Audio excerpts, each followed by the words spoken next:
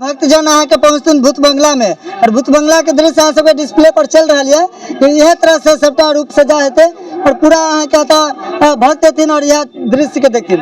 अतः हमरा साथ जुड़ल छथि जे दृश्य बनेलिए या कतऽ से थी मिले। एक नया कॉन्सेप्ट था, मन में आया था कि लोग को हकीकत पता हो जाए जीवन का कि क्या है। राम नाम सत्य है। हाँ, वो थीम आदमी का अंदर रहना चाहिए जी। वो जहन में रहना चाहिए कि आखिरकार ये सत्य है। ये अंदर में भाव लोग के पास रहना चाहिए। अच्छा, ये तखन कहा जना चल रहा है, लेकिन जे तरह से हम देख रहा छी ये हमरा बुझा जे मधुबनी दरभंगा और पूरा मिथिला में एक बहुत यूनिक चीज अहाँ दे रहा छी। ये दरभंगा बाजार समिति गेहूं कटिया जिला का सबसे बड़ा पूजा पंडाल है। यहाँ हर बार कुछ लीक से हट के काम करना पड़ता है।